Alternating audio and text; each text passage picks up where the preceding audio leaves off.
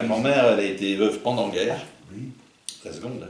Et donc, mon père était prisonnier en Allemagne, donc elle a quand même mené l'affaire toute seule, là. Et puis c'était une forte femme, quoi. C'était une petite bonne femme, alors elle avait du pepsin. Et bon, puis moi j'étais le chouchou, hein.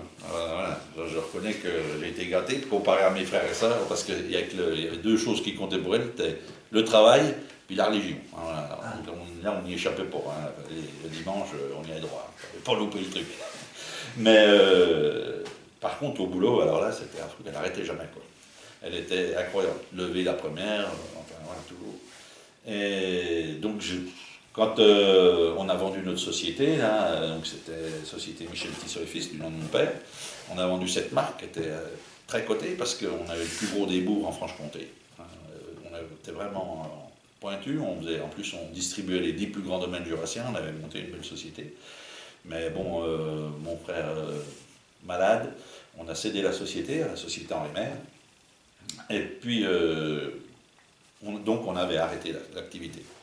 Mais on avait des clients qui venaient, qui disaient, c'est pas possible, vous ne pouvez pas rester comme ça, quoi. Puis en plus, ma mère était toujours présente, là. Elle disait, non, mais il faut ouvrir le carreau, hein. Moi, elle dit, moi, je n'ose pas dire aux gens que c'est fermé, quoi. Alors du coup, on a redémarré une activité avec l'autorisation de la société Henri Maire, en disant, voilà, on va rester une petite activité.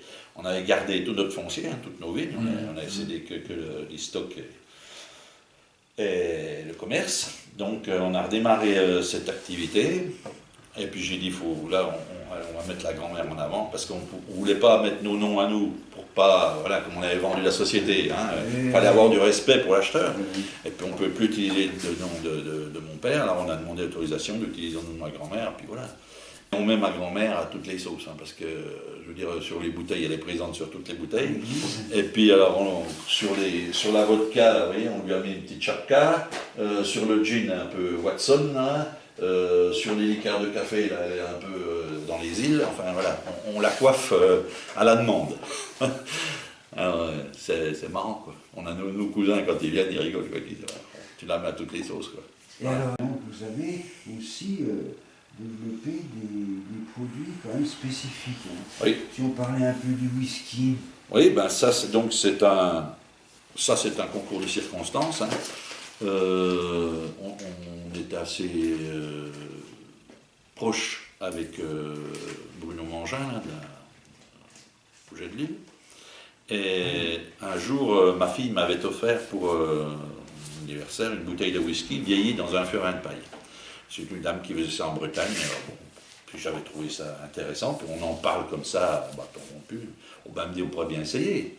Je dis, toi, t'as les fûts, t'as la lambi, moi j'ai la bière, allez hop, on va faire une bière un peu caractéristique. Et puis donc on s'est lancé, on avait fait 60 bouteilles, vous voyez, à l'époque, ça menait pas loin. C'était à quelle année à peu près ça? Il y a une dizaine d'années, une douzaine d'années, entre 10 et 15 ans, je ne sais pas exactement. Et donc, finalement, au résultat, c'était très très bon. Enfin, lui, il avait bien sélectionné sa bière, on avait bien peaufiné la distillation, puis j'avais choisi un fût avec une paille bien marquée, et ça a été vraiment sensationnel, quoi. Et là, on a vu que, autant, je veux dire, dans le vin, il y a des œnophiles, il y a des gens qui s'intéressent au vin, qui connaissent bien. Dans le whisky, il y a des fous furieux, là, hein, c'est pas pareil, hein, c'est que les gens, ils sont fadas du produit, hein. Alors, il y a des gens qui se sont intéressés au produit, puis qui ont vraiment analysé le truc, on dit là, vous tenez quelque chose, et c'est parti comme ça, quoi. Voilà, c'est de là qu'on s'est lancé à faire ça. Ce qui est un produit qui marche bien aujourd'hui, on est content, hein, ça. Et puis les clients sont contents. On a vraiment bien... Et vous le commercialisez ici ou vous allez sur Internet ou... Oui, ici Internet, on fait les deux. Ouais, on a pas mal de ventes sur Internet parce que justement les gens cherchent des whiskies français aujourd'hui. Alors aujourd'hui, quand on a démarré ça, on devait être 13 distillateurs en France. D'abord j'ai découvert qu'il y en avait d'autres, hein, parce qu'on ne pensait pas qu'il y en avait. On en connaissait quelques-uns comme ça, mais sans plus. Là on était 13, donc oui, il y a une bonne dizaine d'années. Et aujourd'hui je pense qu'en 2020 on sera une centaine. C'est énorme, c'est une explosion. C'est-à-dire que tous les brasseurs, ils viennent. Parce que ça produit... Il y en a de plus en plus aussi. Ben oui, voilà, ils s'ouvrent une brasserie par jour, ils s'en ferment une tous les 2 jours. Aussi. Mais eux, ils ont la matière première, hein, donc pour eux, c'est facile de franchir le pas. Pour nous, c'est plus compliqué, parce que nous, on est obligé de faire les brassins. Alors, moi je ne sais pas brasser, voilà. Puis j'ai pas voulu m'y intéresser parce que bon, j'aurais eu 30 ans, je m'y serais mis, mais c'est un autre métier, il faut faire ça comme il faut. Donc nous on préfère faire confiance à un vrai brasseur pour nous fournir les brassins. Et nous on Donc fait... là, c'est le vin de la Rouget de Lille. Et non, parce que la Rouget de Lille, lui, il a vraiment développé le truc. Et il ne peut pas nous fournir en volume. Et puis, et donc, il fait sa propre distillation aussi maintenant. C'est lui qui assume sa distillation. Voilà. Maintenant, nous, on travaille avec un ESAT, où ils ont un atelier brasserie à l'intérieur de l'ESAT. Donc, il y a le côté handicap qui nous a bien plu, un petit côté social, quoi. Et donc, on travaille avec eux, qui sont du centre de la France, là, et ils nous livrent la bière, voilà. Ils nous livrent les cuves de bière. Et on distille ça, voilà. Ça marche pas mal et on leur fait quelques fûts de whisky pour eux, pour les hâtes, pour les accompagnants, enfin les familles des résidents, quoi. Donc ça leur fait un produit, voilà, pour les hâtes. Donc on travaille en concert, là ça va bien. Bien. Voilà. Pour le whisky. Et alors le Juramélie. Alors Juramélie, donc nous sommes les 4e détenteurs du secret de fabrication. Donc, un curé, qui était curé de Blétran, l'abbé Perron, qui a mis au point cette recette. On est très près de la chartreuse. Très près de la chartreuse. On est un peu moins fort en degré, mais le procédé est le même. On fait une macération de plantes dans de l'alcool surfin, donc à 96,4. Et on ramène le degré, alors nous par ajout de miel, et les chartreux par ajout de sucre. Et nous, donc, on ramène un miel toute fleur, bien sûr local. Et donc, on redescend à 44 pour la liqueur jaune et à 48 pour la verte. Alors, mon père a fait l'acquisition de cette société, qui était à ce moment-là détenue par un monsieur Cordier de Pontpoit, dans les années 60, 65, par là, 65, 66, il me semble me rappeler. Et ben depuis, voilà, on maintient la tradition, on maintient le produit en place. C'est une vente très locale parce que, bon, Juramélie, voilà, je veux dire, on est loin des Chartreux, voilà, c'est peu connu. Puis, on ne fait pas trop de publicité sur le produit parce que c'est beaucoup de travail. Tout est fait manuellement, donc il y a des temps de macération assez longs, enfin voilà, c'est compliqué à faire.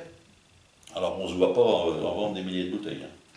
Voilà. Mais bon, ça, on aime bien. C'est l'alcool de base, du bar. Non, l'alcool de base, c'est un alcool neutre, donc ça peut être un alcool de n'importe quoi. Parce que nous, ce qu'on veut, c'est que l'alcool n'ait pas de goût.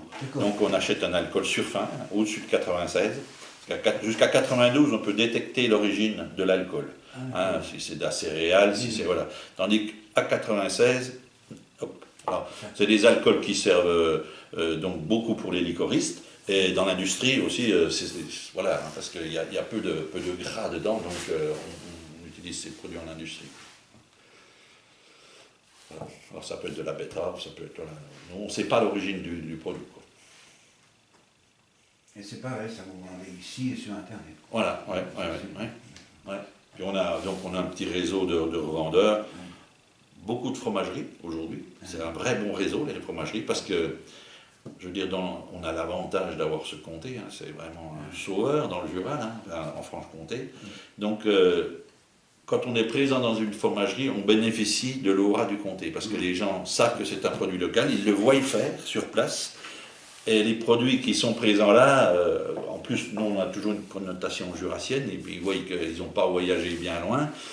Ça rassure les gens, je veux dire, ça les conforte dans l'idée qu'on est sur des produits locaux de qualité.